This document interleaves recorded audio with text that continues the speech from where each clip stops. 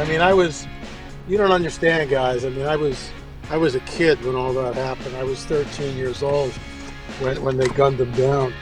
Plane 313 takes Kennedy in the head from the front. The producer is my grandpa, and he actually saw JFK right before he was assassinated, like in the parade, a couple blocks down. Are you serious?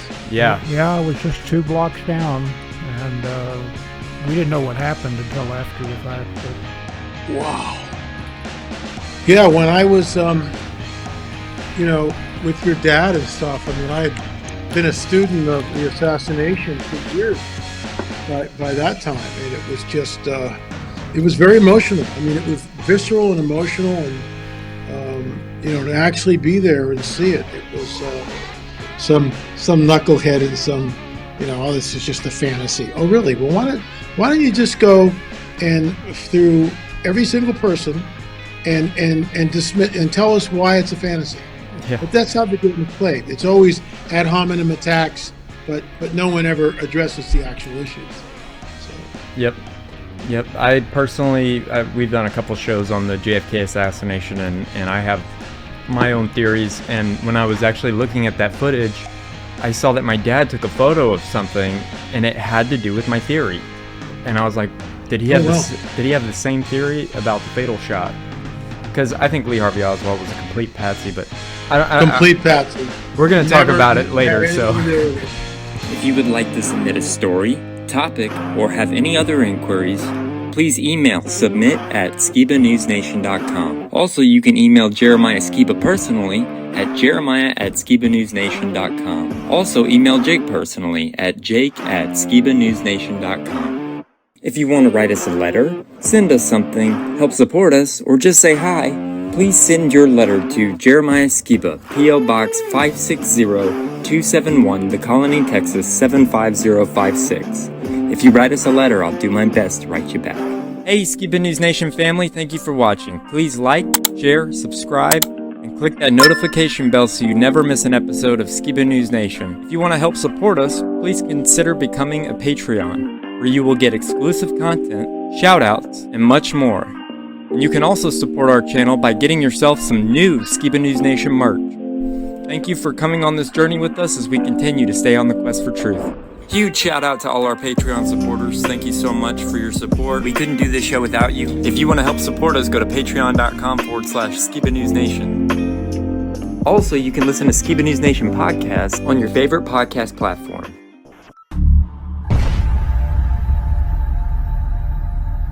What it costs. I want to know what the truth is. And I hope that people, my son, anybody, if my name comes up, whether you like me, whether you agree with me or not, at least you could respect the fact that he's on a quest for truth. He's on a quest for truth.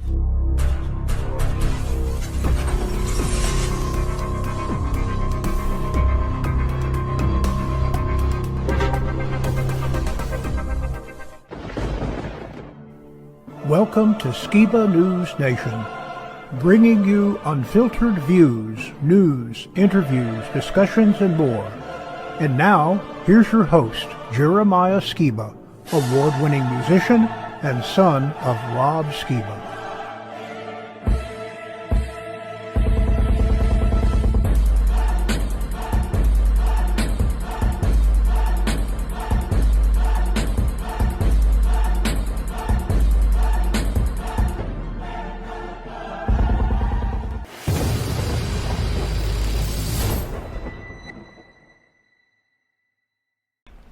Hey Skiba News Nation family, today we have a very special guest on our show, award-winning author, filmmaker, and researcher, Mr. L.A. Marzulli. Welcome to Skiba News Nation, Mr. Marzulli. It's an honor to have you as a guest on today's show. How are you? Great to be here. Thanks for having me on. So, what experience led you to the path that you are on today, like researching Nephilim and the supernatural? There was a book that I read way back in 1988, 89, somewhere in there. It was by my mentor, Dr. I.D.E. Thomas. He became my mentor. It was called The Omega Conspiracy. And that book changed my life, completely changed my life. As I was reading the book, I would go back and look at the footnotes, look at the source material like G.H. Pember, for instance, Earth's Earliest Ages. And all of us who really wound up doing what we do, many of us cut our teeth from Dr. I.D.E. Thomas, and then, of course, G.H. Pember and others that Dr. Thomas references. So I'm in California. Dr. Thomas lived in California at the time. He passed away, by the way, in 2014. And but when Thomas Horn rewrote the book or republished the book, I got to write the foreword to it. I received my honorary doctorate from Dr. I.D.E. Thomas. He became a mentor. I think if he could see where we have taken it, like down in Peru, in Mexico, in Teotihuacan, in Machu Picchu, in Gilgal Raphaim over in Israel, in Menga, Spain, the island of Gozo, Karnak, France, America Stonehenge here in the States. I mean, he would just be astounded at the information that we've uncovered, because we've been on the trail for a long time now. And we continue to be on the trail. We just got back from filming in an undisclosed location, and that film probably will come out in about 6 months from now, because there's other films that are in the pipeline that we're trying to get out. But all I can tell you guys is this: there's a hidden history that's been deliberately obfuscated from the peoples of the world. There's no doubt, absolutely hidden, and that's why we're on the trail. What is the most fascinating thing that you have learned during your years and years of research, do you think?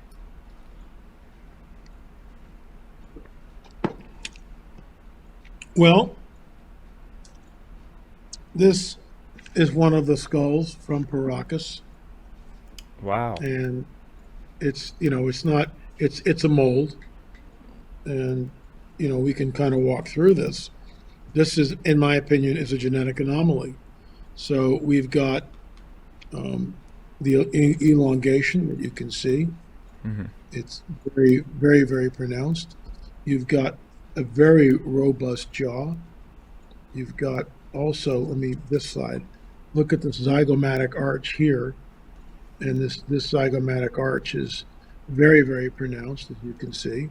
And then we've got the orbits here, which are 25 to 30% larger than a human being's. And the pupillary distance between them, which is here, the pupillary distance between this eye and this other eye is about 45 millimeters. So this guy probably could see in the dark. There should be a sagittal suture. These are the sutures right here. You can see that. And there should be one that goes from the center here all the way back. And of course, there's not. Wow. There's absolutely no suture at all. The smoking gun, and this is the work of our anthropologist on our team, Rick Woodward. So you can see right here the foramen magnum. This is the foramen magnum right there. Now the pen will go in there, and the area around the pen is just to keep the pen in place. But the actual foramen magnum is this area right here. The outline where my finger is, this outline right here. Let me see so I can see it. Right there. That's where the skeleton and all the tubing, the wires that are inside our spinal column connect to the brain. It's actually amazing. The problem is the foramen magnum is all the way to the exterior, all the way to the exterior of the skull. If it's any further out, it's outside the skull. That foramen magnum should be right about here. Let me tilt this down. Wow. Kind of hard to do things upside down. It should be in the center of the skull, and it's not. It should be like right there, and it's not. So the bottom line is you cannot genetically, or you cannot cradle board an infant and move the foramen magnum. You just can't do it. This is done in utero. This is something that is genetic. In our film, on the DNA of the Paracas skulls, we show surgeons and medical doctors, anthropologists, archaeologists, chiropractors, just this whole multidiscipline team.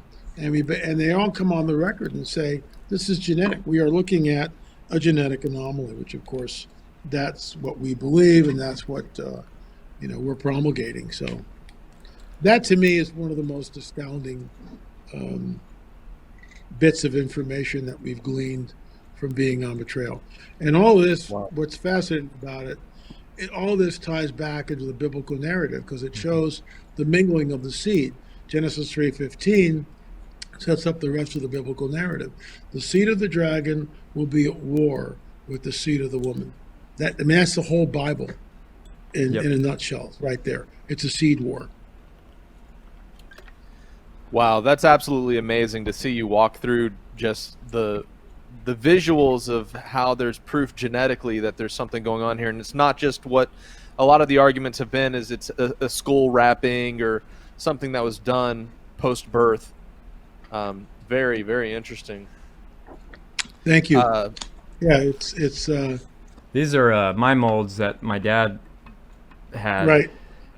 Right. So I just thought I would show that.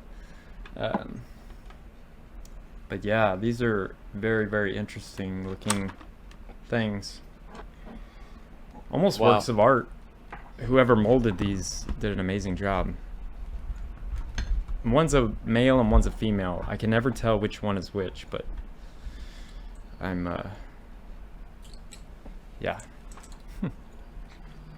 So Jake, now for the skulls, these are actual skulls that were found, and then somebody molded these figures that we're looking at here.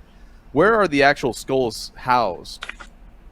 Well, the ones that we took, like this one, we unwrapped it, a 2,000-year-old baby. That's what you're looking at right here.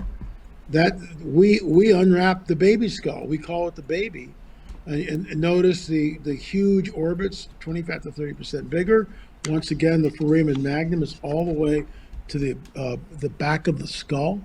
That's where the foramen magnum was. I mean, it's all the way to the posterior. This thing was very delicate. It was in a private museum. You can see the elongation. It's not cradle headboarded. There's no way, in our opinion. And the child died. And we actually went to the grave site where the Wakaros, the grave robbers, took it from. And I mean, there you have it. It's we unwrapped the baby. We unwrapped that skull. We did the mold. Joe Taylor did the mold of that skull, and the rest is history. The skull right now, as far as I know, was in the Senior Juan Paracas History Museum in Paracas, but I haven't been down there since 2019, so it's like 4 years ago, basically. Wow. Going on 5. I know Joe Taylor well. I got to spend several visits with him, and it was sad that he passed away recently, but he had some amazing work done in the field of archaeology and showing the biblical truth behind the evidence we can find, and he was really good at painting and plastering, so really liked Joe. Great I did guy. want to ask a question. Whenever we talk about Nephilim, I want to be aware of kind of audiences that are out there. For most part, it's the mainstream of Christianity that is really opposed to this idea of genetic corruption and Nephilim. And I wanted to ask you, what is the motivation behind Christian doctrinal perspectives that make believing in a supernatural world so difficult to believe? For example, like, why is the Sethite theory so prevalent in church teaching today? Well, and this is problematic because I was, I'm constantly railing against this.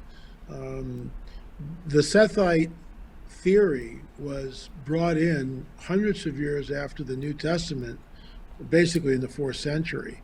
And that now is taught as fact. So if you were going to keep one thing away from the people and keep them in the dark, it's the book of Enoch and Genesis 3:15.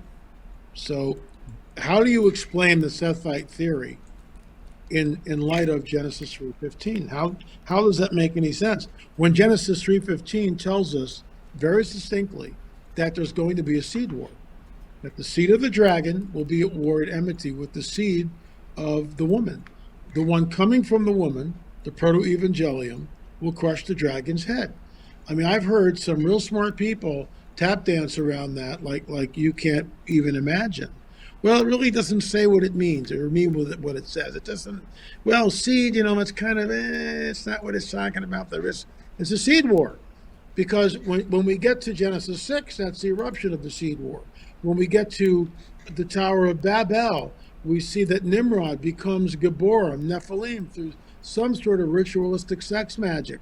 When we get to the destruction of Sodom and Gomorrah, the Nephilim are there. How do we know? Because Jude tells us. Got a little itch back here. Because Jude tells us that they left their first estate. The angels left their first estate. Then he goes in a similar manner, Sodom and Gomorrah giving themselves over. I mean, what do you think they're giving themselves over? To the angels who left their first estate. That's not a stretch. Anytime the Nephilim are present, the judgment is always the same. There's never any grace and mercy because these entities are soulless. They're hybrid entities. They're never supposed to be here. The Lord, God, allows it to happen for a period of time. For instance, when he talks to Abraham, Abe, you're going to be a great nation. From your seed, all the nations of the earth will be blessed. But you're going to go down to Egypt for 40 years, and so the sin of the Amorites comes into its fullness. So there's precedent. We've got scripture. We've got precedent that tells us that God, could blink his eyes and destroy them all. He doesn't do that. Finally, and most people don't understand this, when Joshua and Caleb and all the tribes of Israel go into the promised land, that is the full-blown manifestation of the seed war. On the field of battle, you have what's going to be the seed of the woman. It's right there, because from those 12 tribes, that's where Messiah comes from, even though no one knows at that point yet, how it's all going to come about.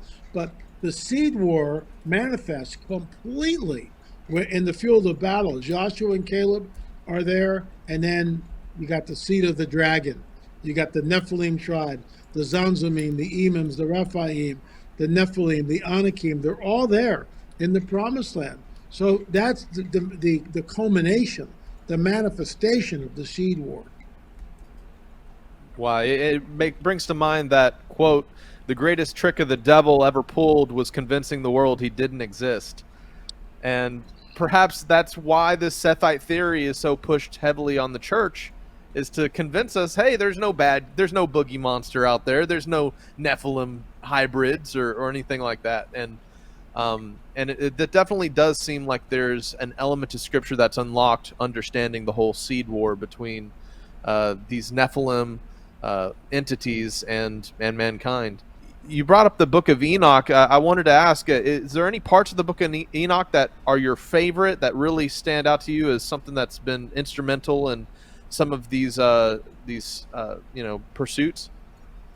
Well, chapter 6 mirrors our chapter 6 in the Bible almost exactly word for word, with a couple of exceptions. It amplifies what we're looking at and tells us exactly who the sons of God are, the angels of heaven. That's what it is. So when you read Enoch 6, it parallels the Genesis 6 account almost verbatim. And then it gives us an insight where it tells us what happens on Mount Hermon, why they do what they do, why this, we're going to do this thing no matter what. And so it's like, it's in your face.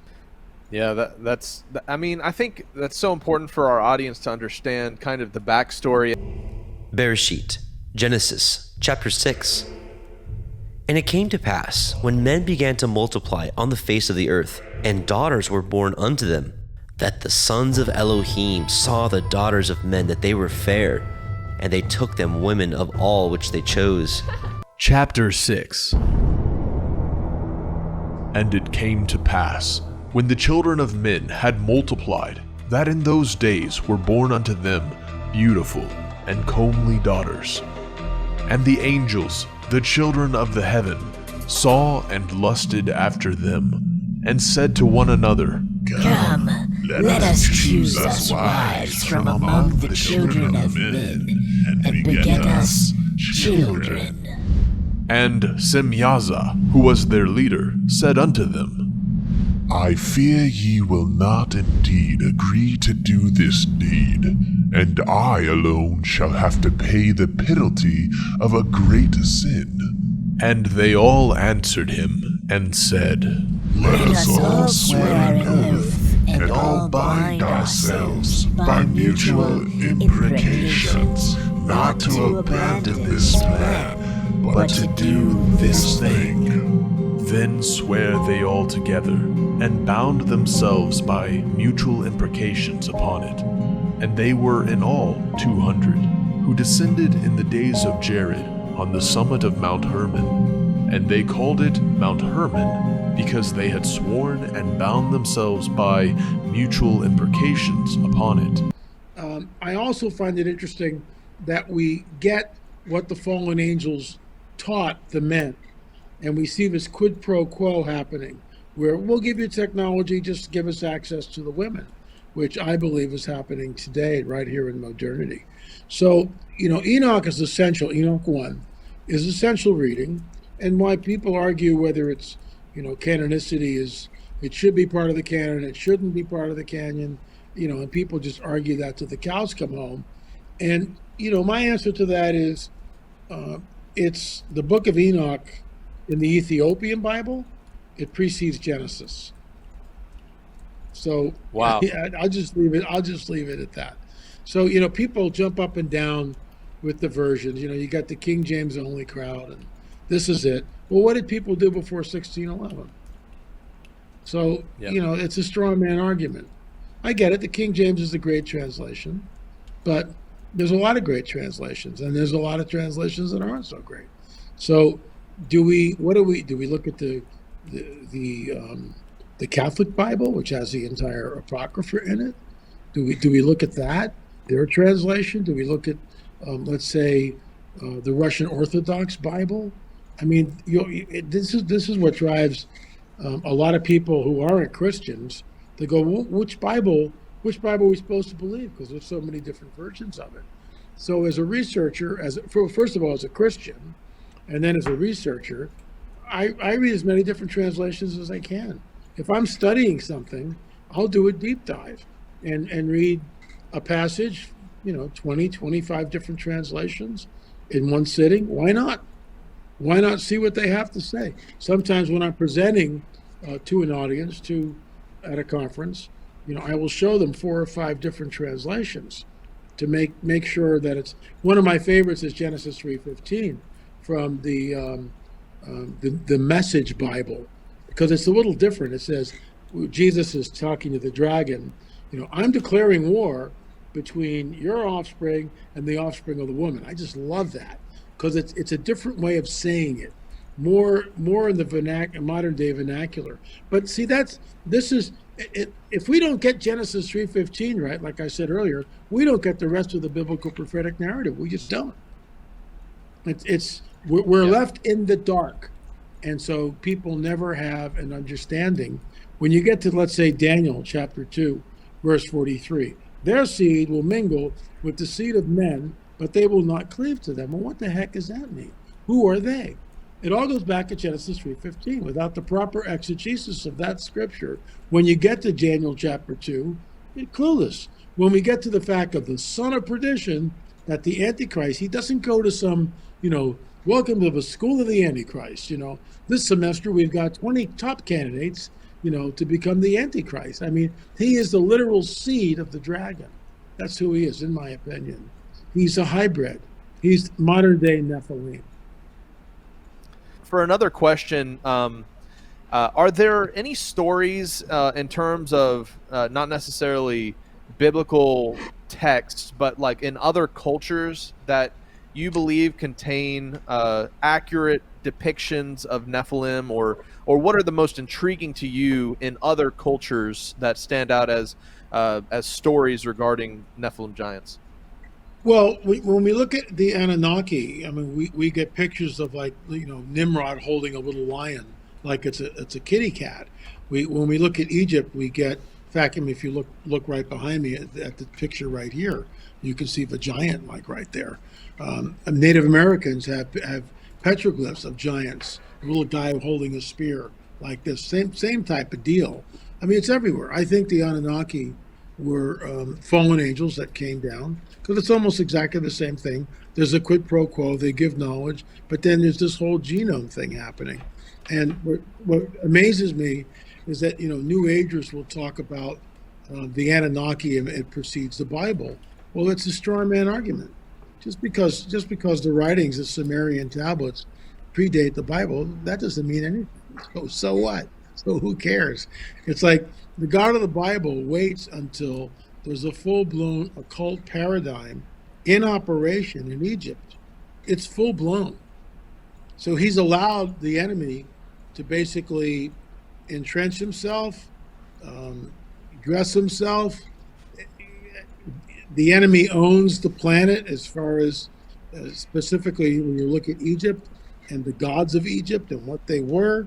And so when Moses and Aaron come into the scene, this is, 1,000 years, hundreds of years after the Anunnaki, after the Sumerian clay tablets. But God waits. Just because the Anunnaki predates Moses and Aaron doesn't mean anything. It's a straw man argument. That doesn't validate the text at all. What validates it is the prophetic that's in from Genesis to the book of Revelation. There's no other book like that. The Anunnaki and the Sumerian tablets have no prophecy, not like the Bible, not which talks about the redemption of mankind and this whole deal and where we are and how everything goes like dominoes with the prophetic word. They don't have anything like that. So what I find interesting is, the Lord allows the full-blown paradigm of the Egyptians to come into its fullness, just like the sin of the Amorites. And then he brings in Moses and Aaron. And Moses and Aaron come in and they throw the staff down, but the Egyptians, they have no problem with that. Their magicians throw their staffs down and they become serpents. So you can see that, when we read this, I mean, no one's running out of the building going, oh my gosh, there's snakes in the Pharaoh. What are we going to do? No one's doing that. This is normal to them. This is absolutely normal to them. Oh, so what? So big deal. In fact, it's so normal that the Egyptian magicians duplicate the first 3 plagues of the Bible. And then they kind of go, whoa, we're dealing with the real guy here. And then they fade from the scene. They're never mentioned again because they realize that, oops, we're going to lose. And they do. I find it so interesting in that account. There's several different texts that seem to indicate the magicians of Pharaoh were the sons of Balaam the prophet. And through Balaam, it was a whole family affair because Balaam was supposedly related to Laban as a descendant through that line. And so, of course, Moses through the line of Jacob and Balaam and his magician sons through the line of Laban. So there was a whole family drama going on there that's, kind of tucked beneath the surface. I'm digressing there.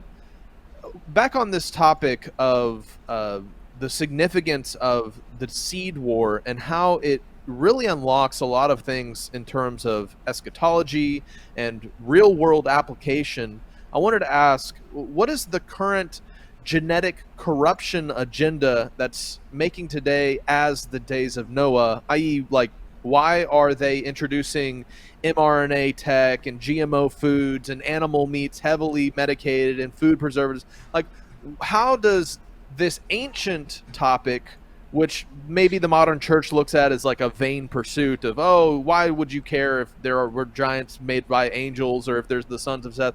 Why is that something that's important to understand in today's world? Because Jesus warns us it'll be like the days of Noah when he returns. I mean, it's like, this is what I mean. Look, I'm part of a church. I love a church. But the church in mass is willfully ignorant of what they're looking at. So if a Genesis 6 narrative is just a Sethite theory, then who cares, right? Then who cares? Then what is Jesus talking about when he says it'll be like the days of Noah?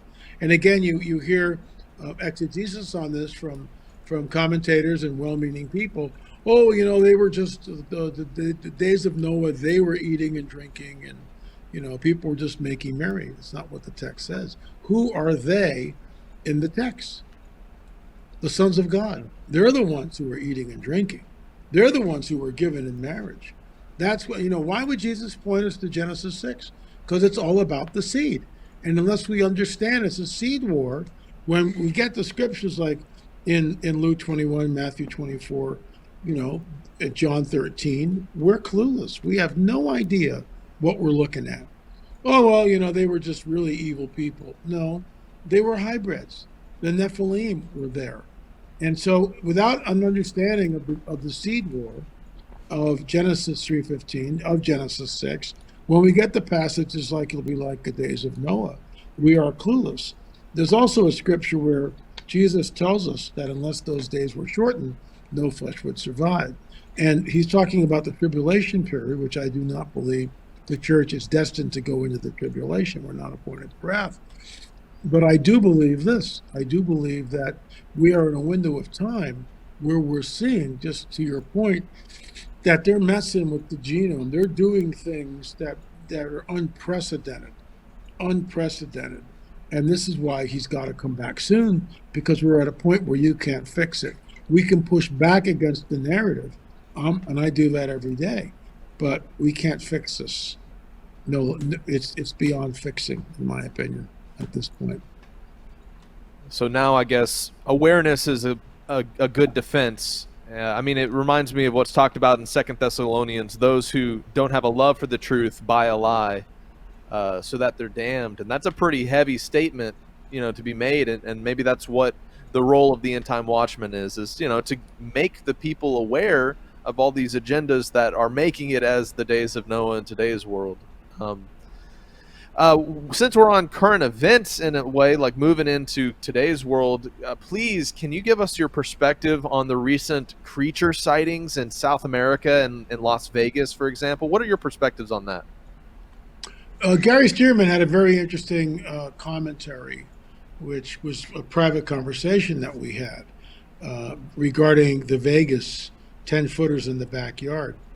I've never heard anybody address it like this, but Gary said, what if, like when you line up an army in the old days, well, let's say World War II, and somebody gets the orders wrong and somebody goes out ahead.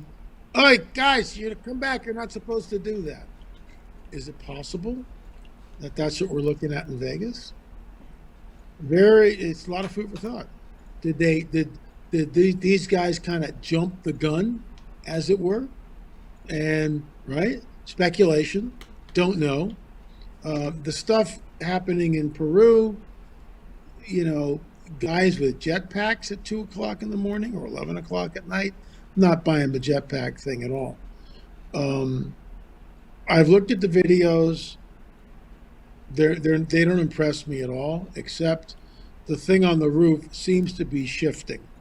It seems to be shape shifting and changing and morphing. That is a sign of what they look like. So, and here's the deal, guys. Unless you're there, boots on the ground, you just don't know.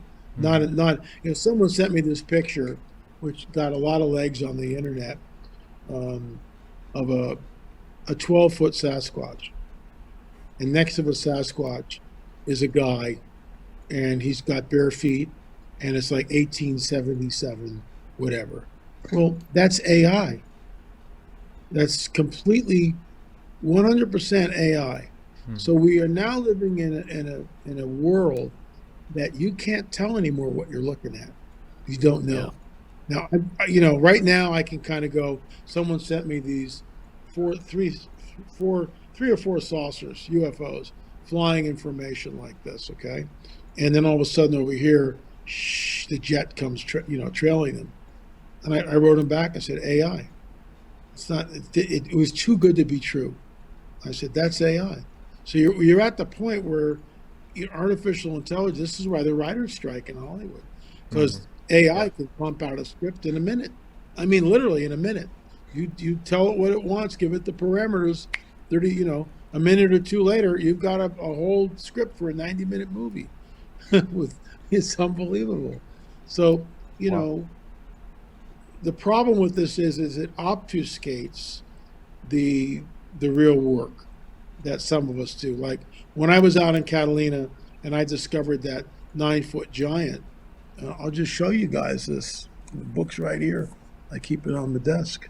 So here's the do I have it bookmarked? Of course not. But I'll show you in just a second here once they get to it. Yeah, there's a ticket. Since I'm scrolling, here's what the baby skull looked like. Oh wow! As we were unwrapping it, and then this is all in On the Trail of the Nephilim, by the way. It's a great book. You should get a copy. I will. And see if I can find it. Pretty cool. So this is the baby right here. Right there. Wow. Right there. That's the baby skull. So looking at Ralph Glidden. So this is the picture I discovered out on Catalina Island. So that is a 9-footer right there. That's a 9-footer. Wow. So when you take Ralph and you stand him up like that, he's 5'8", and then you take the skeleton out and we take him out, and that's what you look like. And then it's this. So basically a 9-footer. Wow. So I discovered that picture out on Catalina Island. That's my discovery. Other people have taken it and make it sound like they discovered it. But I was the guy in the archives who found the picture and then took the picture of the picture. So later on, they came back to museum, and let me see if I can find that real quick, which is just incredible. So they showed us what that was. But lo and behold, where's Ralph? Ralph. Hold on. Yeah, and it's they. Let me see if I can. It's really a fascinating book, if I do say so myself, because it's got a lot of information. I mean, we are talking a ton of information here. How can our viewers find it? Just go to my website, lamarzulli.net. Sweet. lamarzulli.net. And yeah, you can. Sorry, guys. No worries. Nope. Elongated pictures of elongated skulls. That was on Catalina Island also. You see that? Mm-hmm. Man. That was on Catalina Island in the archives. See, I wasn't supposed to find any of this stuff, but I did. And then you get this. Let me see if I can find this. Why can't I find? Give me a second. It's around here somewhere. Because when we went back to the museum with there it is. So you guys know what the original picture looks like. So we walk into the museum and this is what we see. And then we hold the book up. This is what the picture should look like. Wow. So there's the picture that was in the museum. They cropped the giant out of the picture. Huh. Wow. So why would they? Yeah, exactly. Why would they do that? Well, we ran out of space. Yeah, that's the ticket. No, because there are a bunch in of your reasons. research, what made that, like the archives at Catalina, like why those particular archives were you looking, or I mean, is there, places you think that they still have some of these things in the archives that are able to be found, or what brought you to search there? Absolutely. The Catalina one happened because I had a tip from a fellow researcher who said that the records of Ralph Glidden, who was that archaeologist from 1919 to 1921, that cache of records had been missing for over 50 years, was in a trunk in the attic of the round building, the movie theater in Avalon on Catalina Island. So it took about 6 months and back and forth writing to the museum to let me look at the archives. And after I promised $1,000 donation, that's when they let me in, because I'm not an archaeologist. And within an hour, I had those pictures. They were left. In other words, the cache of records had not been entirely sanitized. Wow. And I found 6 fingers. I found elongated skulls. I found, 2 9-footers in there. Normally, all that stuff is scraped. You don't see it. It's not there anymore. They go in and they'll just completely take anything that would show giants, because it goes against the Darwinian paradigm. It actually goes back and reinforces the biblical narrative, also the narrative of First Nation people, who state on the record that there were giants, red-haired, 6-fingered giants in the Americas. Mm-hmm. So who's telling the truth? You tell me. I know the Smithsonian has such a role in sanitizing all across, United States, all these finds and digs. I mean, is there any way to prove to the layperson that there's a direct contradiction of interest there? Like proof that the Smithsonian is hiding this stuff, or is it kind of just, well, we don't have it anymore, so we can just speculate? Well, the tenured archaeologists and the powers that be will look at my work and call me a pseudo-archaeologist. They'll label me a racist because I'm not buying the particular paradigm. Let me tell you something. When we were out at America Stonehenge, and this is our material. This is in my films, On the Trail of the Nephilim, number 4 and 5. So when you go to America Stonehenge and you're in the center of that henge and you go out to the summer solstice standing stone. So here's the center, and then you go out to the summer solstice standing stone. The sun, let me do it this way. The sun comes up over that summer solstice standing stone. So that's interesting. And Kelsey Stone and Dennis Stone, his father, and Robert Stone, Kelsey's grandfather, all knew that. That was something that they discovered. They realized that whoever built this America Stonehenge in New Hampshire knew about the solstices and the equinoxes and everything. So Kelsey is on Google Earth, and he's just kind of messing around. He's not sure, where this alignment may go. So he goes on Google Earth. He goes from the center of America Stonehenge out to the summer solstice standing stone, and he draws a line on Google Earth. Well, he extends that line further and further and further, and now he's over the Atlantic. And then after the Atlantic Ocean, he finds himself in Ireland, and now he's in southern England. And he thinks to himself, gee, I wonder how close I am to Stonehenge, England. That line bisects dead center the 2 trilithons at Stonehenge, England. And you can't do that in the ancient world. You're looking at spherical trigonometry in order to do that. Wow. You can't do that. Can't do that. So it's, right? And what's even more astounding, there is a stone, this is in our film, number 4 and number 5, On the Trail of the Nephilim, America Stonehenge, the Axis Mundi is number 5, and number 4 is the Bow Stone, the Canaanite connection. So I'm in the museum at America Stonehenge. I'm with Kelsey Stone, and I go, Kelsey, he's giving me a tour. And I go, well, what's this? And Kelsey goes, these are the stones in the display case where we found writing. Okay, that's really cool. So what's this one say? It's a real big stone. It's about like this big. Okay, weighs about 30 pounds.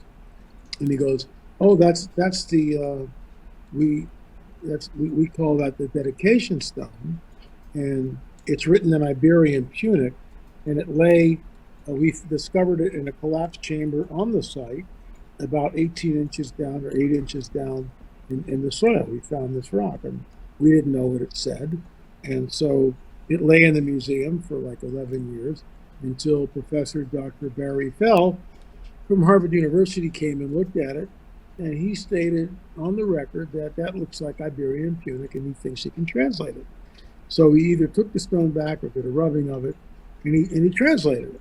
Well, I go, well, Kelsey, what's the translation say? And he says, to Baal of the Canaanites in dedication. And I left this in the film. I go, you hear this long pause, and then I go, what did you just say? Because I can't believe what I'm hearing. And he kind of laughs nervously and said, yeah, to Baal of the Canaanites in dedication. And I'm saying to myself, you have no idea what you have. We took the thing out of the display case, brought it to a table, and then we filmed, and I basically lectured on the Nephilim. The Canaanites are an overarching umbrella for the Nephilim tribe. What is that doing in New Hampshire? And this is why someone like, oh, you're a pseudo-archaeologist because, blah, blah, blah, blah, blah, blah, blah. No, this is real. Someone, Barry Fell, looked at the inscription in Iberian Punic and translated it. So let me think. Someone's creating a hoax. So they go tink, tink, tink, tink, tink in the stone. It sits in the museum for 11 years. Wow, what a great hoax, guys. Way to go. Nonsense. Nonsense. It's the real deal. But see, it goes against the prevailing paradigm from the Smithsonian, from mainstream archaeologists, who tell us there are no giants, that Amerindians built everything, that there was no one over here before Columbus. And it's all a lie, in my opinion. But if you go against that, anyone like myself that goes against the prevailing paradigm, whoa, you're a racist, you're a pseudo-archaeologist, but they attack the data. You call me any name you want, I don't care. But you tell me what that stone's doing here at American Stonehenge and how it got here. And why, if someone's trying to create a hoax, do they write it in Iberian Punic, which, two people on the planet can read? I mean, seriously, guys? And I'm supposed to believe this? You just don't like it because It goes, look, it's just like our DNA. We're the only people, the only Christian ministry that took DNA from these guys and sampled it at different labs. This little baby that you're looking at here, that came back U2E1. That's Eastern Europe. That rewrites history. There's no contamination. We unwrapped the baby's skull. We took material immediately that fallen from a skull, hair, pieces of bone, tag it and bag it, and off it went to the lab. U2E1, it's Eastern Europe. That rewrites history. You know what we get? Oh, it's all contaminated. No, it's not. That's just your little way out. That's a straw man argument. Prove to us that it's a contamination. It's not a contamination, but that's how the game is played. Yeah. Wow, and you're right. That does really show that there's a conflict of interests, and I Very think much a lot of modern science operates that way, and they have a prevalent theory, and it is so difficult for them to swallow the pill that there is a different perspective that could be, presented. I mean, people dealt with that for centuries, coming up with a better idea and then fighting back against the mainstream, being blacklisted if they came up with a more reasonable perspective. In a lot of your research, you've mentioned the ancient architecture and this celestial geometry that appears in the serpent mounds and in ancient burial mounds. And you've mentioned how in some of your research, they're based on cyclical lunar patterns like the 18.5-year metonic cycle and there's the 33-year sun lunar cycle, and there's also like the 72-year celestial North Pole cycle. I wanted to ask you about this because have you noticed that there's any patterns with these cycles and things that we're seeing in today's world? Like perhaps there's a social psychological aspect to these cycles that the occult or the Illuminati are using these 18.5-year cycles for things that we see in today's world. The ancient geometry and the ancient way of recognizing these cycles, how do you see that, related in today's world? Well, I mean, first of all, to realize that there's a lunar cycle the Metonic cycle every 18 and a half years. If you're an Amerindian in Ohio, let's say 3,000 years ago, and you look up and you see the moon, and you realize that it's coming up at a different place, so you put some rocks in the ground, that becomes your center point. And then you start putting stakes in the ground when you see the moon. So you have one guy at the vantage point going, no, move it to the left, he puts the stake there. And then where the moon sets, you put another stake. Well, you're doing this for like 30 days, and you're doing pretty good. And then you realize that, oh, it's a 5-day rainstorm, can't see the moon, now what? Book of Enoch tells us that Sariel, the fallen angel, handed the knowledge of the course of the moon to mankind. So here's the deal. If you have those stakes in the ground, and there's a mathematician called Tom, he's an Englishman, Thom, and he posited the very thing I'm saying, that this is how ancients figured it out. Well, okay, but Tom's not accounting for the fact that you get a 4-day rainstorm, now what? And more importantly, a person trying to track the lunar cycle doesn't know it's an 18 and a half year cycle. So he or she is kind of going like, well, maybe it's a 5-year cycle. So he's just collecting the data, but he doesn't know, that person, he or she doesn't know what year they're calculating from. In other words, right now, if I jumped in, I believe a lunar standstill is in 2025. And that happens right over Newark, the Octagon Mountain Newark. That's the next lunar standstill, I believe, is 2025. So I'm in 2023. So if I jumped in right now, right, I'm in the 23rd year of, I'm sorry, not, let me see, 18.6. So I'm in the 16.5 year. I'm in the 16th year of the lunar cycle, but I don't know that. I don't know I'm in the 16th year of a lunar cycle. I have no idea, because I don't know it's an 18 and a half year lunar cycle. So how does a person or a group of people calculate this? Where is the buffalo hide or the deer hide that shows the discovery of the 18 and a half year lunar cycle? It's not there. There's nothing in the archaeological record in and around Ohio which tells us that so-called Amerindians knew about this and able to implement it. And the straw man argument is, well, human beings are resourceful and it's here, so they must have known. Well, that's a straw man argument. I mean, that doesn't do any good. You have absolutely no proof. The burden of proof is on you, not me. The burden of proof is on you. If you're insisting that Amerindians did this, then where's the proof? There is none. There's nothing in the archaeological record. Not a thing. Nothing. There's no, because you got to calculate this. You've got to be able to sit there and understand, wait a minute, we saw the moon do this way over here. And that's how we know it's an 18 and a half year lunar cycle. It's not there. It's just not there. And so you say, well, maybe it's a coinkydink. No, it's not. In the Octagon Mound, if you know anything about it, it's advanced geometry. It's advanced geometry.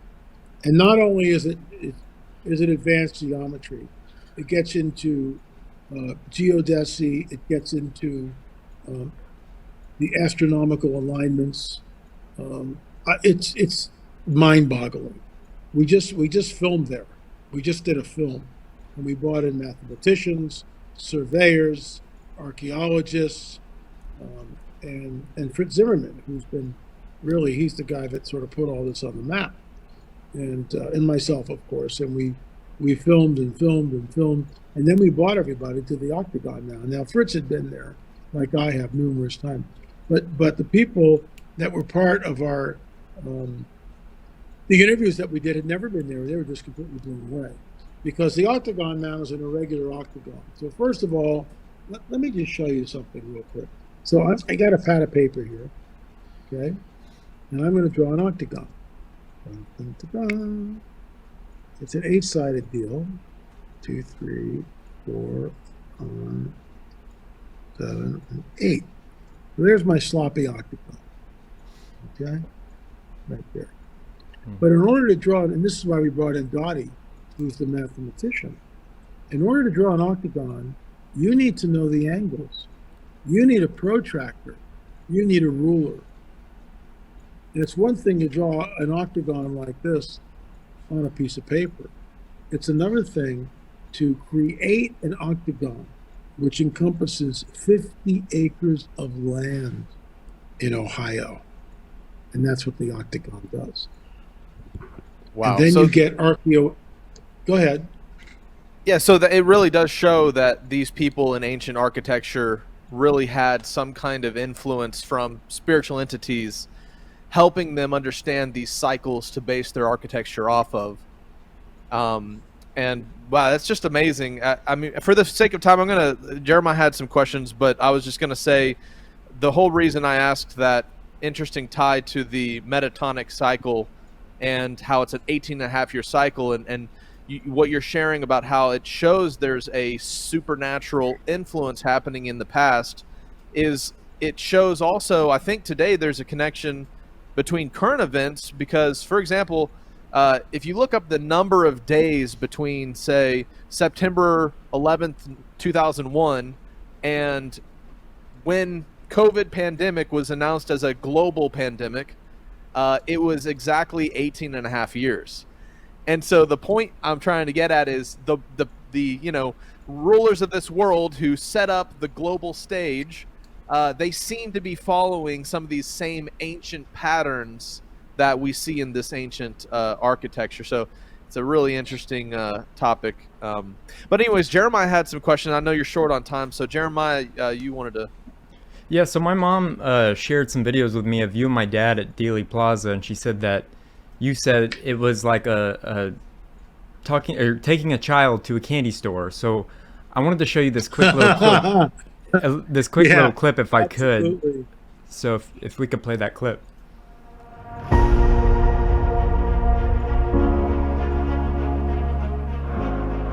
Some never before seen video and photos.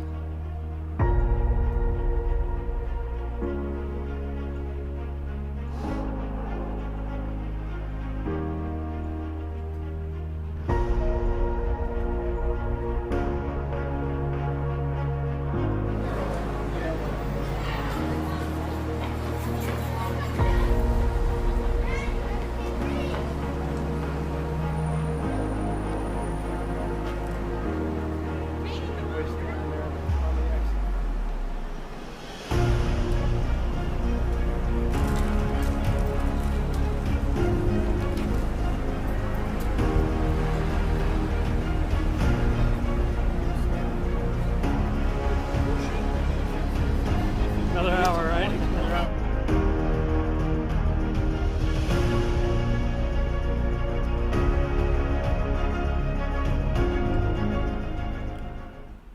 Wow. So I thought I'd play that since you were friends with my dad, and you may have disagreed on several things, but he loved you, and it's an honor to have you on Skiba News Nation. This is the way that I honor his legacy. And if I could ask you one more question, what is your theory on the JFK assassination? Like, where do you think the fatal shot was shot after going to Dealey Plaza? Well, I there's a couple of places. Some people say the storm drain, but I've been to the storm drain and I've looked at it, and the angles just don't match up. I think the headshot came from the grassy knoll. There were multiple shooters. The Dow Tech building probably was the throat wound that came from the back. They know. For instance, he goes like this. This throat wound was an entrance wound, and they know that the windshield had a hole in it. Yep. So he goes like this. He brings his hands up, and then he's kind of like, and see there's the smoke. One of the smoking guns is, and this was in, I think, the 50th anniversary, something like that, or the 40th anniversary. It doesn't matter, but it was on the History Channel. You can go on YouTube and find it, but it's hard to find because they've scrubbed it. Yep. So Kennedy and the crew, they all land at Love Field. Now they're in the limousines. Behind the limousine are welded to the bumper are two stands, one on the left, one on the right. So Secret Service guys stand up like this on the back of a limousine. Yep. Which means anything happens, they're springing into action immediately. And at the sound of gunfire, that would have been it. He never would have been killed. But they're told on film, they're told to stand down. And the Secret Service guy's going like, what? He does it 3 times. What? And he watches the limousine, and JFK's got no protection. Fox News showed this very recently, like last year. Somebody had a clip of a Secret Service guy straddling on the back bumper right before the assassination, right before there. He's climbed on, he's like punched down like this, and then he's told to come off, and he turns and his hands are up like, what? Because he knows they're breaking protocol. He knows they're breaking protocol. And wow. Minutes later, Kennedy's dead. So Kennedy's head goes back and to the left. And when you stand in Dallas behind the picket fence and you just sight like this, you pretend you're holding a rifle, and you look at the X, which is on the street. You look at the big X with the head of the kill shot. It's the grassy knoll, in my opinion, all day long. It's like you can track that trajectory back and to the left. And the autopsy was fudged. I mean, the cover-up is unbelievable. And we've never had a president since, except for Reagan. And they tried to kill him too. And President Trump. And President Trump was 24/7, 365-day hit pieces by all the media against him, including Russian collusion, which was proven to be concocted by Hillary Clinton, and the FBI allegedly was complicit, and nothing happens. No one's brought to justice. The greatest political travesty in the nation's history, and no one's accountable. But they're going to get Trump on, the January 6ers. Oh my God! Dang Trump. No, I'm of course a big Trump fan, but as you can see. But next time you come to Dallas, I would love to give you a personal tour of like the footsteps of Lee Harvey Oswald and like where he's buried, because not a whole lot of people know where he's buried, and you have to actually ask somebody. I need directions to where Nick Beef is buried. So I don't know what Nick Beef has to do with anything, but I always thought that was interesting. I could do a deep dive on that for I heard that when they exhumed him, there was nothing in the casket. That's what I heard too. Yeah. And Marina holds the key, but she's not squawking. Marina Oswald. And the daughters, may know something, but she knows how the game is played. And, she was, I believe, conjecture. She's not going to say a word. Absolutely. We have two fan-submitted questions, if you wouldn't mind answering them. I'll stay, sure. All right, thank you. Jake, do you want to read these for me? Sure. Mr. Marzulli, you are one of the men that through your teachings and research led me to give my life to Christ back in 2013. So thank you. My question to you is, do you still hold the belief of the early church rapture, meaning God's people will be taken away before the Great Tribulation? Thank you, Mr. Marzulli. May you always be blessed and protected. And protected. Thank you. And I realize it's a hot button issue. I believe in the pre-tribulation rapture. There's a saying I coined a few years ago. We go up, they come down. We go up, they show up, talking about the UFO phenomenon. We're not appointed to wrath. We're not appointed to wrath. There's just, I believe that the early church fathers believed in a pre-tribulation rapture. And unfortunately, segments of a church believe that we're going to go through it. And, believe what you want to believe. But I think we're taken out of here because Jesus warns us, unless those days were shortened, no flesh would survive. We are the bride of Christ. So Jesus is going to give himself a bloody bride. I'm not buying that. And this is the wrath of God. This is the wrath of God Almighty, El Shaddai. It's like, you don't. There's no way you're going to hold up against that. There's no way. Absolutely. All right. Well, and then this is the next one, the last one. Good morning, all. I remember overhearing that a direct energy weapon was the suspect to reason for some horrible California fires only a couple years ago, and that LA had property and possessions and a studio all damaged by that. Will you ask him to tell the story? Thank you so much and have a blessed day. Love and shalom to you all. Robert Johnson. Excuse me. There was a UFO that my neighbor photographed hovering right over our house the day of the fire. Wow. It's small because she's a mile away, and it's kind of like this in the photograph. It's about like that. Plain as day, right there. It's got windows in it, hovering right over the house. We lost everything, absolutely everything. Man. Completely burned out. We pulled up. The cars were just reduced to nothing. Everything, we lost everything. Everything was ashes. And we rebuilt. I'm in my new studio here, and all is good. We have basically what I would consider a fireproof house. Gigacrete, G-I-G-A, Gigacrete is the manufacturer of it. I mean, I designed it. I drew it up. It's a custom home, but this is if you're at all interested, just Google Giga, G-I-G-A, gigacrete.com. It'll blow your mind.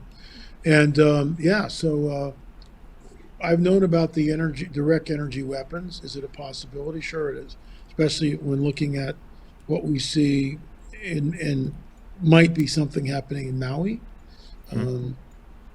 It was one of the hottest fires. There was a fire chief that went on the record. The fire that happened to us was called the Woolsey Fire, and he stated, "I've been a fire chief for like 30 years, 35 years. I've never seen a fire like this." So, folks, all I can tell you is there's the powers that be do not have our best interest at heart, and I find it amazing when, as a U.S. citizen, I'm in fear of my own government. Yep. I'll just leave it at that. So thank you so much, Mr. Marzulli, for coming on the show and for all the work that you do. And Thanks, next Jeff. time you come to Dallas, I hope to shake your hand and give you that tour. So Count on it. all right. On it. Thank you. It was great talking with you. Great.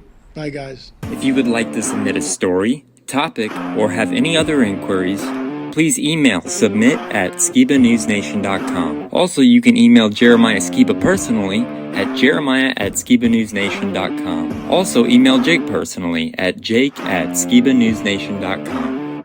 If you want to write us a letter, send us something, help support us, or just say hi, please send your letter to Jeremiah Skiba, P.O. Box 560-271, The Colony, Texas 75056.